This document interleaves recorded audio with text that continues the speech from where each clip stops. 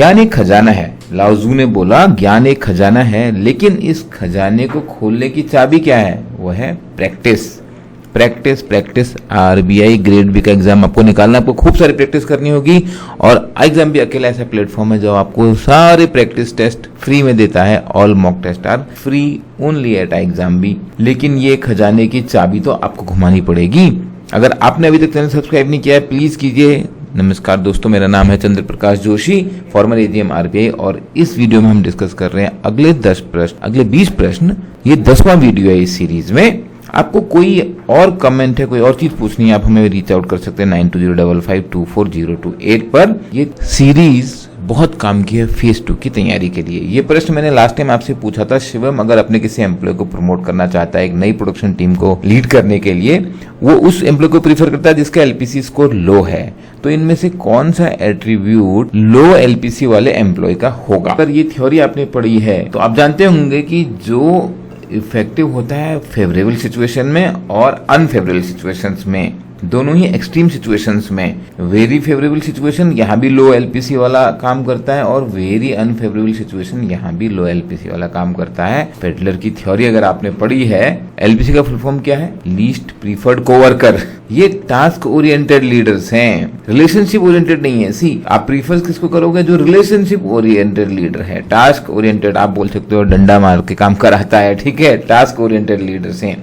तो दोनों सिचुएशंस में, एक्सट्रीम सिचुएशंस में ये लीडरशिप काम करती है। आरबीआई ने डायरेक्ट रिटेल पार्टिसिपेशन को प्रमोट करने के लिए एक वन स्टॉप सॉल्यूशन बनाया है कि गवर्नमेंट सिक्योरिटीज में आपके हमारे जैसे इन्वेस्टर भी डायरेक्टली पार्टिसिपेट कर सकते हैं। और जुलाई 2021 में इसको लॉन्च किया गया। एक पोर्टल लॉन्च किया गया प्राइम मिनिस्टर द्वारा नवंबर 21 में इस स्कीम को ऑपरेशनलाइज करने के लिए। इसमें कौन सा स्टेटमेंट करेक्ट है कि जो इन्वेस्टर्स हैं वो direct retail direct gilt account खोलेंगे आरबीआई में? यस, ये सही है। आप भी आरबीआई में अपना आरडीजे अकाउंट खोल सकते हैं। और ये सारे रिटेल इन्वेस्टर्स जो होते हैं उनकी गवर्नमेंट सिक्योरिटीज में प्राइमरी मार्केट में पार्टिसिपेशन इजी कर देगा। बिल्कुल, क्योंकि आप डायरेक्टली खरीद रहे हैं। अभी आरबीआई से पहले आपको ब्रोकर के थ्रू खरीदना होता था, और पेमेंट इसमें वॉलेट के थ्रू की जा सकती है जो आरडीजे अकाउंट से लिंक्ड हुआ है। ये बात गलत है, क्योंकि आप इसमें किसी भी तरीके से पेमेंट कर सकते हैं। आप अपने बैंक अकाउंट को लिंक कर सकते हैं, आप अपने इंटरनेट बैंकिंग या यूपीआई से पेमेंट कर सकते हैं। तो पहला और दूसरा ही इसमें सही हुए।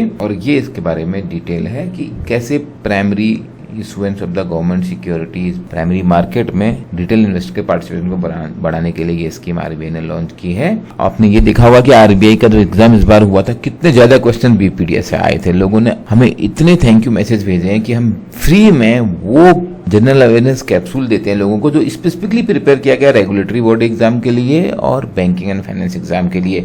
देखिए, बहुत सारे लोग क्या करते हैं, वो यूपीएससी का मंथली न्यूज़लेटर पढ़ते हैं जहां पर टारगेट कुछ डिफरेंट होता है, और ये हमने बनाया स्पेसिफिकली इन एग्जाम के लिए। और लोगों की एक और रिक्वेस्ट है कि अब डेली हमको दीजिए, क्योंकि छोटा छोटा डेली कैप्सूल अगर लेंगे फिर उसको वीकली रिवाइज करेंगे, फिर मंथली रिवाइज करेंगे। हमको लगा ठीक है, ये अभी इंटरेस्टिंग है और अभी हम इसको कर सकते हैं, तो हमने अब वीकली और मंथली तो आपको देती ही थे, अब आपको डेली पीडीएफ मिल रही है। आप डेली ये पढ़िए। General awareness RBI grade exam में तो फेज 1 में 40% है। अगर आपने बाकी सेक्शन में कट ऑफ भी ले लिया ना, खाली जीए के बेसिस पे निकल जाता है। और ईएसआई और एफएम में भी आपको कितनी यूजफुल है। बिना इसके हम डिस्क्रिप्टिव कैसे लिखोगे? करंट में आपको क्या चल रहा है? अगर क्वेश्चन आपको कॉर्पोरेट गवर्नेंस पर भी है, बट अगर आप रिसेंट एग्जांपल दे पाते हैं उसमें, तो ये आपके आंसर को पावरफुल बनाता है। और हमारी जो फैकल्टी है, जिसमें हम 3 लोग तो वो हैं जिन्होंने आरबीआई ग्रेड बी एग्जाम निकाला हुआ है, और हमारे टाइम में तो पूरा एग्जाम डिस्क्रिप्टिव था। अगर आप डिस्क्रिप्टिव से डरते हैं, डॉक्टर संजीव शर्मा जो पीएचडी हैं IIT कानपुर से, और जो IIM अहमदाबाद में कम्युनिकेशन पढ़ाते हैं, उनसे अच्छा आपको डिस्क्रिप्टिव लिखना कौन सिखा सकता है? सुशील सर तो सबसे ज्यादा पॉपुलर हैं आरबीआई ग्रेड बी की प्रिपरेशन के लिए। उसके अलावा आपको कॉन्सेप्ट स्ट्रॉन्ग करने के लिए प्राची मैम, का मल्होत्रा, अमित पारी सर के मालूम है 3rd हाईएस्ट नंबर आए थे नाबार्ड के एग्जाम में डिस्क्रिप्टिव में। तो लेटेस्ट नंबर्स, इंफॉर्मेशन पैटर्न आपको दे रहे हैं। अर्निमा मैम खुद सिडनी में पहले ग्रेड बी ऑफिसर थी। इन फैकल्टीज को आप मिल रहे हैं लाइव क्लासेस में, और एक्सट्रीम भी अगर आपने ज्वाइन नहीं किया है नेक्स्ट ईयर के लिए, तो वो भी आप देख सकते हैं।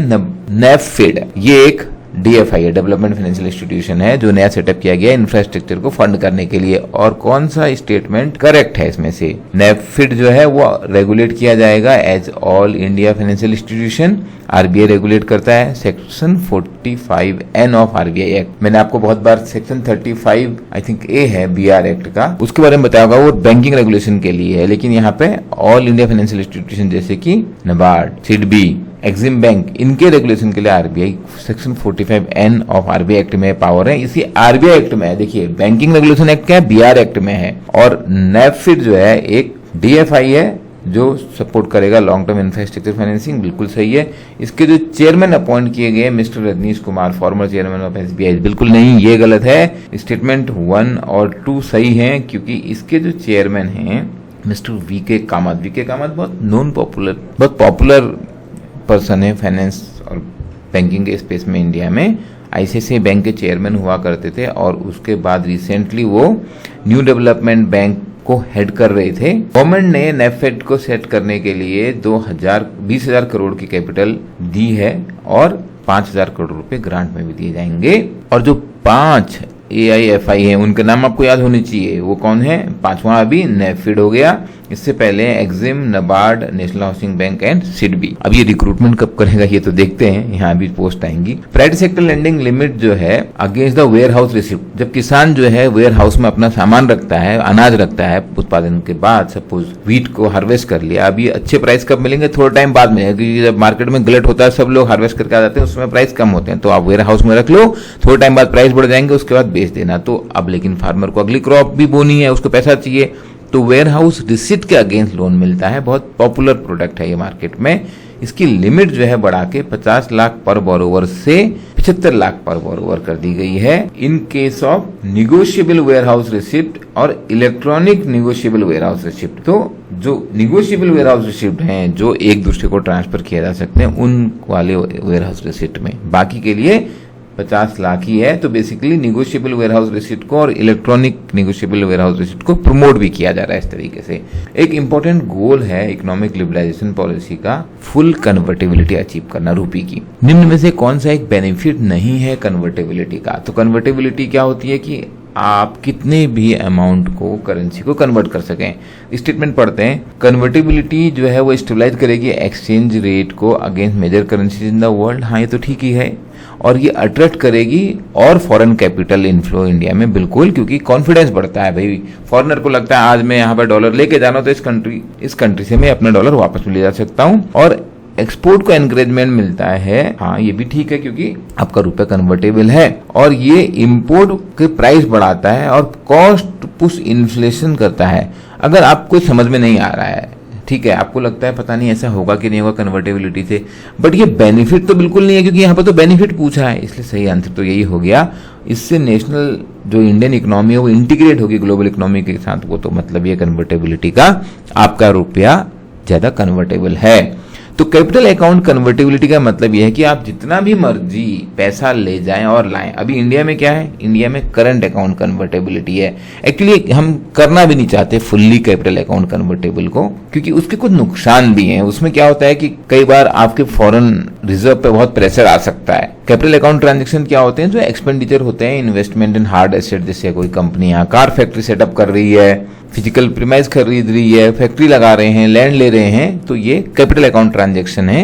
और कैपिटल अकाउंट ट्रांजैक्शन में कन्वर्टिबिलिटी पार्शियल है, 40-60 इन द कैपिटल अकाउंट। लेकिन over a period of time हम धीरे धीरे बेटर होते जा रहे हैं कैपिटल अकाउंट में भी। तो एक्सट्रीम सिनेरियो होते हैं जहां पर आरबीआई चाहता है कि कैपिटल अकाउंट को फुल्ली कन्वर्टेबल ना रखा जाए, जिससे कि हर टाइप की सिचुएशंस को डील किया जा सके, मार्केट में बहुत वोलेटिलिटी को चेक किया जा सके। वर्ल्ड इन्वेस्टमेंट रिपोर्ट के हिसाब से इंडिया 7वां कंट्री है फॉरेन डायरेक्ट इन्वेस्टमेंट में। कौन ऑर्गेनाइजेशन इस रिपोर्ट को रिलीज करता है? ये सिंपल सा क्वेश्चन है एक्चुअली। अगर आप ध्यान देके पढ़ेंगे तो इसका आंसर है अंकटाड। अगर आप बीपीडीए को पढ़ेंगे उसमें भी आपको मिलेगा कि अंकटाड जो है UNCTAD जो स्टेब्लिश हुआ था 1964 में, हेडक्वार्टर इन जेनेवा स्विट्जरलैंड। और इसके ये देखिए बीपीडीए से ये क्वेश्चन आया था एकदम रिसेंट बीपीडीआई, डेली बीपीडीआई जो हमने अभी लॉन्च किया है, करंट सेक्रेटरी जनरल है Rebecca Greenspan. FDI inflow India में कम हो गए, कितने हो गए? 45 बिलियन हुए 21 में, जबकि उससे पहले 64 बिलियन थे। उसके बावजूद भी इंडिया जो है 7th लार्जेस्ट है। और टॉप में कौन है? यूएसए। आपको लग रहा होगा यूएसए तो इन्वेस्ट करता है, बट यूएसए में भी फॉरेन इन्वेस्टमेंट जाता है। हम खुद यूएसए में इन्वेस्ट करते हैं अपना फॉरेक्स रिजर्व। चाइना इन्वेस्ट करता है वहां पे, यूएसए टॉप पर है, फिर है चाइना और फिर है हांगकांग। छोटा सा कंट्री है, देखिए कितना फॉरेन इन्वेस्टमेंट आ रहा है वहां से। ये जो बीपीडीआई में लर्न अलोंग की आपको फैसिलिटी मिलती है ना, तो आपको इससे बैकग्राउंड पता लगता है और बहुत सारे क्वेश्चंस इस पर आते हैं। निम्न में से कौन सा सही इक्वेशन है? देखिए 3 इक्वेशन है और आपको मैं आंसर में और भी इक्वेशन बताऊंगा, आपको सारी इक्वेशन पता होनी चाहिए। बजट डेफिसिट क्या होता है? Total expenditure minus total receipt. सही है, बजट डेफिसिट निकल गया। Revenue deficit, revenue expenditure minus revenue deficit, revenue receipt. Primary deficit क्या होता है? Fiscal deficit minus interest payment. ये तीनों सही है। तो एक बार आपका फिस्कल डेफिसिट निकल गया, फिस्कल डेफिसिट में क्या है? Total expenditure minus total receipt except borrowing, क्योंकि बोरोइंग से तो उसको बराबर किया जाएगा, क्योंकि जो डेफिसिट है वो आएगा कहां से? गवर्नमेंट बोरो करेगी, राइट? तो एक्सेप्ट बोरोइंग। तो फिस्कल डेफिसिट में से हम इंटरेस्ट पेमेंट घटा देते हैं। अब जैसे हमने हर साल लोन लिए, हमने मतलब गवर्नमेंट ऑफ इंडिया ने लोन लिए हैं, वो इंटरनल लोन भी है, एक्सटर्नल लोन भी है, एक्सटर्नल एजेंसी से, और इंटरनल मतलब जो गवर्नमेंट बॉन्ड इशू करती है, तो उस पर जो इंटरेस्ट पेमेंट हुआ है उसको माइनस कर देंगे तो प्राइमरी डेफिसिट निकल जाता है। Effective revenue deficit is revenue deficit में से आप जो ग्रांट दी है creation of the capital asset, उसको माइनस कर दो तो इफेक्टिव रेवेन्यू डेफिसिट रह जाता है। ये आप याद कर लीजिए, लिख के आपको मालूम होनी चाहिए। निम्न में से कौन सा स्टेटमेंट करेक्ट है? प्रधानमंत्री मातृ वंदना योजना एक सेंट्रली स्पॉन्सर्ड स्कीम है, बिल्कुल सही। इसमें जो एलिजिबल प्रेग्नेंट वुमन है पहले गर्ल चाइल्ड के लिए एंटाइटल्ड है बेनिफिट मिलने के लिए। यहाँ पर ये बात सही नहीं है, क्योंकि ये स्कीम गर्ल चाइल्ड के लिए नहीं है बल्कि पहले चाइल्ड के लिए है। पीएमएमवीवाई जो है वो कैसे इंसेंटिव देती है? 5,000 रुपए का डायरेक्टली बैंक अकाउंट में, ये भी एकदम सही है। तो फर्स्ट एंड थर्ड सही हो गए। और ये देखिए आप ये स्कीम को, तो इसमें 5,000 रुपए का पेमेंट है। इसके अलावा जो दूसरी स्कीम है वह है जननी सुरक्षा, उसमें भी 1,000 रुपए का पेमेंट मिलता है, तो टोटल पेमेंट हो जाता है 6,000 रुपए का। और फर्स्ट बच्चे के लिए, फर्स्ट बेबी के लिए 6,000 रुपए का पेमेंट है। सेकेंड टाइम जो होगा, सेकेंड टाइम केवल गर्ल चाइल्ड के केस में पीएमएमवीवाई का बेनिफिट मिलेगा। 2017 में स्कीम लॉन्च की गई थी ministry of women and child development द्वारा, और अब ये मिशन शक्ति समर्थ का पार्ट है। मिशन शक्ति जरूर याद रखिए। समर्थ क्या है? एम्पावरमेंट के लिए, वुमेन एम्पावरमेंट के लिए। इसके अंदर में उज्ज्वला आता है, स्वधार गृह आता है, वर्किंग वुमेन हॉस्टल आता है, नेशनल कृषि की स्कीम आती है, प्रधानमंत्री मातृ वंदना योजना जिसकी हम यहाँ बात कर रहे थे। या अब गवर्नमेंट ने एमएसपी बढ़ा दिए हैं, आपको एमएसपी भी याद होनी चाहिए। इनमें से कौन सा स्टेटमेंट सही है एमएसपी के बारे में? CACP commission for agriculture cost and price को मैंडेट है कि वह एडवाइस करेगा एमएसपी के लिए डिफरेंट क्रॉप में, और सीएसीपी जो है अपनी रिकमेंडेशन सबमिट करता है प्राइस पॉलिसी के बारे में हर साल, और 3 ग्रुप में होता है इसका जो रिकमेंडेशंस होती हैं, खरीफ, रबी और शुगर केन। ये एक्चुअली गलत है क्योंकि यहाँ पे 5 ग्रुप्स होते हैं, मैं आपको बताता हूँ आंसर में। सीएसीपी के रिकमेंडेशन के हिसाब से गवर्नमेंट एमएसपी फिक्स करती है 23 क्रॉप का। हाँ, 23 क्रॉप का एमएसपी फिक्स होता है, तो ये सही है। फर्स्ट और थर्ड आपका आंसर हो गया, तो आंसर हो गया डी। यहाँ पे देखिए जो 5 ग्रुप हैं वो हैं kharif, rabi, sugar cane, raw jute and copra. इनके लिए सेपरेटली आता है, इन 3 क्रॉप के लिए इंपॉर्टेंट क्रॉप हैं। और रिसेंटली जो cabinet committee on economic affairs है, प्राइम मिनिस्टर चेयर करते हैं, उन्होंने अप्रूव किया है एमएसपी 14 फसलों के लिए। और जो 23 क्रॉप हैं आपको उसके बारे में बताना चाहिए। स्पेसिफिकली अगर आप नाबार्ड की तैयारी कर रहे हैं, नाबार्ड में ज्यादा इंपॉर्टेंट हो जाएगा इन क्रॉप के नाम मालूम होना। इसमें 7 है सीरियल क्रॉप, पैडी, वीट, ज्वार, बाजरा, मेज, रागी एंड बार्ले, और 5 है पल्स क्रॉप, ग्राम, तुर, मूंग, उड़द और लेंटिल। 7 है ऑयल सीड, क्योंकि ऑयल के प्राइस आप बढ़ भी रहे हैं, देख भी रहे होंगे। Groundnut, sunflower seed, soybean, rapeseed, mustard, safflower, niger seed and sesamum. हम इंडिया में ऑयल बाहर से इंपोर्ट करते हैं, ऑयल की हमारे देश में कमी है। कोपरा जो कोकोनट होता है, ड्राई कोकोनट, और कॉटन कपास है, उसके बाद जूट है और शुगर केन है। अभी सीएसीपी ने क्या रिकमेंडेशन दिया गवर्नमेंट ऑफ इंडिया को कि ये जो ओपन मार्केट से आप खरीद रहे हैं ना, ओपन प्रोक्योरमेंट हो रहा है, ये भी बंद करना चाहिए, क्योंकि हमारे पास काफी स्टॉक है। इसको केवल छोटे फार्मर्स, मार्जिनल और स्मॉल फार्मर से ही ओपन मार्केट से खरीदना चाहिए प्रोक्योरमेंट।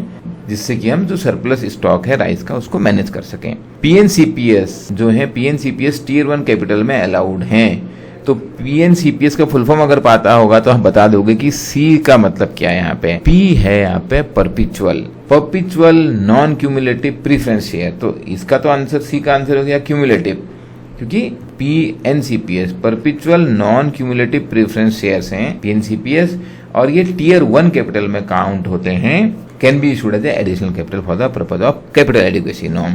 किसी व्यक्ति की वो टेंडेंसी को जिसमें निगेटिव इमोशंस, निगेटिव एटीट्यूड अपने बारे में दिखाता है और जो अपनी सराउंडिंग्स है उसके बारे में भी, इसके लिए क्या टर्म सही है? देखिए हिंदी में तो ये टर्म मुझे नहीं आता है, इसका सही आंसर है न्यूरोटिसिज्म। ये एक टेंडेंसी है जो लोग निगेटिव होते हैं, जिनमें नकारात्मकता आ जाती है, और ये 5 जो personality trait big 5 personality model में डिस्कस किए हैं उनमें से एक है।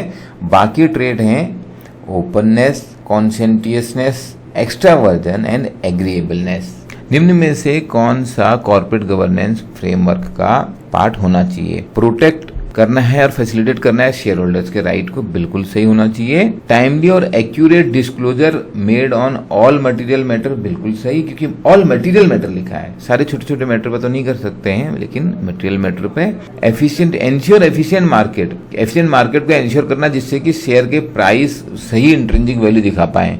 ये कोई कंपनी कैसे निर्धारित कर सकती है? क्या आप आज शेयर मार्केट गिरी हुई है तो इसका मतलब क्या टाटा का या आईटीसी का या रिलायंस का उनका जो शेयर प्राइस है वो सही इंट्रिंसिक वैल्यू दिखा रहा है? इसका कोई परफेक्ट आंसर नहीं है, और ये किसी कंपनी के हाथ में भी नहीं है। कॉर्पोरेट गवर्नेंस का कोई लेना देना नहीं है इससे, क्योंकि शेयर प्राइस होते हैं डिमांड और सप्लाई से रिलेटेड। सी सही नहीं है।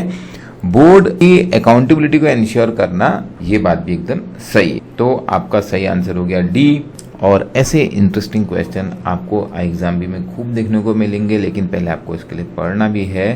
तो आप एग्जाम भी जो आपकी प्रिपरेशन को 50% फास्टर करता है, डेमो कोर्स देखिए, आपको कॉन्फिडेंस आ जाएगा। आंसर हो गया D. Foreign currency exchangeable bond, ये एफसीसी भी नहीं है, कन्वर्टेबल नहीं है, एक्सचेंजेबल बॉन्ड है। इनमें से कौन सा इनकरेक्ट है? ये बॉन्ड जो है फॉरेन करेंसी में इशू किए जाते हैं, बिल्कुल सही, नाम ही है इनका। और ये रिडीमेबल है फॉरेन करेंसी में, और इंटरेस्ट भी फॉरेन करेंसी में मिलता है, बिल्कुल, तभी कोई इन्वेस्ट करते हैं इसमें फॉरेन इन्वेस्टर्स। इसमें 3 पार्टी इन्वॉल्व होती है, इशूअर कंपनी, ऑफर्ड कंपनी और इन्वेस्टर्स। और ये भी ठीक है, और issuer company and the offered company same भी हो सकती है। नहीं, ये सही नहीं है, क्योंकि यही जो डिफरेंस है इसको बना देगा। नहीं तो एफसीसीबी, फॉरेन करेंसी कन्वर्टेबल बॉन्ड, जो एफसीसीबी है वो इक्विटी शेयर में कन्वर्ट किया जा सकता है इशूअर कंपनी द्वारा, जबकि एक्सचेंजेबल बॉन्ड, यहाँ पर ई स्टैंड्स फॉर एक्सचेंजेबल, ये एक कंपनी द्वारा एक्सचेंज किया जाता है दूसरे के लिए। इस करेंट ईयर में जो एफपीआई फॉरेन पोर्टफोलियो इन्वेस्टर्स है बहुत सारा पैसा अपने देश से ले गए। जब यूएस फेड ने रिजर्व इंक्रीज किए इंटरेस्ट रेट, तो आपने देखा होगा ये कौन इस फॉरेन पोर्टफोलियो इन्वेस्टर्स का अकाउंट मेंटेन करता है, कौन सी संस्था यहाँ मेंटेन करती है? ये 5 ऑप्शन हैं और करेक्ट आंसर है यहाँ पर एनएसडीएल, क्योंकि जो एनएसडीएल और सीएसडीएल ये जो डिपॉजिटरीज हैं ये इस डेटा को मेंटेन करते हैं। एफपीआई जो है फॉरेन पोर्टफोलियो इन्वेस्टर्स रेगुलेटेड हैं और रजिस्टर्ड हैं सेबी के द्वारा थ्रू डेजिग्नेटेड डिपॉजिटरी पार्टिसिपेंट। जो लिबरलाइज रेमिटेंस स्कीम है उसमें 2,50,000 यूएसडी तक रेमिट किए जा सकते हैं। और इसका मतलब क्या है? इनमें से एक ऑप्शन आपको चुनना है कि जो नॉन रेजिडेंट हैं वो रेमिट कर सकते हैं इस अमाउंट को एनी पर्पज। देखिए एनी, ऑल, इनमें बहुत कॉशियस होना है, मैंने आपको हमेशा बताया। भाई एनी पर्पज क्या होता है? टेररिस्ट फंड करने के लिए कर सकते हैं क्या? नहीं। और जो इंडियन रेजिडेंट हैं वो इस अमाउंट को इंडिया से बाहर भेज सकते हैं फॉर एनी पर्पज। फिर से एनी आ गया, इस ऑप्शन को भी आप रिजेक्ट कर दो। Non resident can remit this amount to India for investment purpose in addition for maintenance of close relative. तो ये तो बाहर से पैसा लाने की बात हो रही है, लेकिन जब हम इस स्कीम की बात कर रहे हैं ये तो इंडिया से बाहर पैसा ले जाने के लिए कि आपको डॉलर ले जाना अलाउ किया है। Indian resident can remit this amount outside India for investment and expenditure, यानी आपको विदेश घूमने जाना है तभी भी अलाउड है। और आपको विदेश में प्रॉपर्टी खरीदनी है तभी भी ये अलाउड है। 2,50,000 USD कितना होगा, 1.9 करोड़ के आसपास का अमाउंट होगा। और कोई भी किसी भी अमाउंट को फ्रीली इंडिया से बाहर ले जा सकता है, अंदर ला जा सकता है, ऐसी कोई परमिशन नहीं होगी। तो सही आंसर हो गया डी। ये ट्रांजेक्शन किए जा सकते हैं कोई भी education, medical, business travel, private travel, एक फाइनेंशियल ईयर में आप 2,50,000 USD इंडिया से बाहर भेज सकते हो। जब ये शुरू की थी लिबरलाइज रेमिटेंस स्कीम, इसमें 25,000 USD से शुरू किया था। इसमें प्रोहिबिटेड एरिया क्या है, प्रोहिबिटेड एरिया है जैसे कि आप गैम्बलिंग के लिए नहीं कर सकते ये, और फॉरेन एक्सचेंज में ट्रेडिंग के लिए नहीं कर सकते कि विदेश में आप फॉरेन एक्सचेंज की ट्रेडिंग करो, या purchase of FCCB issued by an Indian company. अब इंडिया का पैसा आप बाहर ले जाओगे इंडिया से, फिर वहां से एक इंडियन कंपनी में इन्वेस्ट करोगे ना, बहुत सारी ऐसी मनी लॉन्ड्रिंग होती है, इसके लिए अलाउड नहीं है। लॉटरी के लिए अलाउड नहीं है, टेररिस्ट एक्टिविटी के लिए अलाउड नहीं है। जो कंट्रीज FATF में नहीं है उनके लिए भी ये अलाउड नहीं है। इंटरनल वार होता है वैल्यू एट रिस्क। ये मॉडल जो है रिस्क एस्टिमेट करने का मॉडल है। तो कौन से टाइप का रिस्क एस्टिमेट करने का मॉडल है? वार, वैल्यू एट रिस्क। यहाँ पर मैं आपको बताता हूँ, अगर आपको मालूम नहीं है अभी तक, एक्सट्रीम बी के बारे में। एक्सट्रीम बी में क्लासेस होती हैं ऑफलाइन प्लस ऑनलाइन प्रोग्राम है। अकेला प्रोग्राम है इंडिया में जिसमें आप फेस टू फेस फैकल्टीज के साथ मिल सकते हो, और वही फैकल्टी फिर आपको ऑनलाइन क्लासेस में भी मिलेंगी। हम यहाँ पे लिख के प्रैक्टिस करा रहे थे, एक एक क्वेश्चन पे लिख के प्रैक्टिस करा रहे थे और उनका आंसर भी चेक कर रहे थे। ये रिसेंट एक्सट्रीम बी सेशन की फोटोग्राफ है, अभी पुणे में होने वाला है एक्सट्रीम बी, वहाँ पर ऑफलाइन क्लासेस होंगी, आप डिटेल आपको वेबसाइट में मिल जाएंगी। तो बात करते हैं वैल्यू एट रिस्क की। तो वैल्यू एट रिस्क को हम यूज करते हैं मार्केट रिस्क के लिए। मार्केट रिस्क क्या होता है? जो मार्केट से आता है। Credit risk, risk of default है। मार्केट रिस्क मतलब मार्केट में बिकॉज ऑफ द इन्फ्लेशन, अब देखिए इस समय इन्फ्लेशन बढ़ गया, RBI ने प्राइस बढ़ा दिए, तो इसमें बैंक, अगर हम किसी बैंक की बात कर रहे हैं, सपोज SBI के इंटरनल मैनेजमेंट का कोई गलती नहीं है अगर प्राइस बढ़ गए, अगर उसके चलते उनकी प्रॉफिटेबिलिटी कम हो जाती है, ये एक तरीके का मार्केट रिस्क है। और ऑपरेशनल रिस्क होता है because of the people, procedure, systems, आपके स्टाफ जो है, आपके जो प्रोसेसेस हैं, उनसे जो रिस्क आ सकता है वो होता है ऑपरेशनल रिस्क। फ्रॉड हो सकते हैं। सिस्टेमिक रिस्क क्या होता है? चलो आप ये कमेंट में लिखो, आप गूगल करोगे तो सीखोगे। गवर्नमेंट ने अभी एक रिसेंटली MIS डैशबोर्ड लॉन्च किया है प्रधानमंत्री मत्स्य संपदा योजना के लिए। इनमें से कौन सा करेक्ट नहीं है उस स्कीम के बारे में? The scheme was launch in 2020 under the ministry of fisheries, animal husbandry and dairy. ये ठीक है। और ये स्कीम का जो एस्टिमेटेड इन्वेस्टमेंट है 20,050 करोड़ है, including 7,710 crore for fisheries infrastructure, ये भी ठीक है। 5 ईयर जो है इसकी स्कीम का है 2021-22 से 25-26 तक। जी नहीं, ये पहले शुरू हो गई थी, देखिए 20 में लॉन्च हुई थी। यहीं पर अगर ये सही है तो ये सही कैसे है, यही चीज का ध्यान रखना एग्जाम में। इन्वेस्टमेंट जो होगा 7,243 करोड़ का, वो लास्ट 2 साल में किया गया है, तो ये चीज सही नहीं है क्योंकि जब 2020 में लॉन्च की थी और 5 साल के लिए स्कीम है, तो ये 2025 तक की स्कीम है। बाकी सब सही है। ये स्कीम के माध्यम से फिश प्रोडक्शन को 22 मिलियन मेट्रिक टन तक इंक्रीज करने का प्लान है 24-25 तक। यूनिटी स्मॉल फाइनेंस बैंक को जो है स्मॉल फाइनेंस बैंक का लाइसेंस मिल गया RBI से, और इसने जो है Punjab and Maharashtra cooperative bank, जो एक स्ट्रेस कोऑपरेटिव बैंक है, उसके पोर्टफोलियो को ले लिया। कोऑपरेटिव बैंक में तो बहुत प्रॉब्लम होती है ज्यादातर में। तो प्रश्न ये है कि यूनिटी स्मॉल फाइनेंस बैंक किसके द्वारा प्रमोटेड है? न्यूज में था क्या अभी रिसेंटली? तो इसका सही आंसर है सेंट्रम फाइनेंशियल सर्विसेज, और इसने ये bank, small finance bank promote किया इन a joint venture with Bharat पे।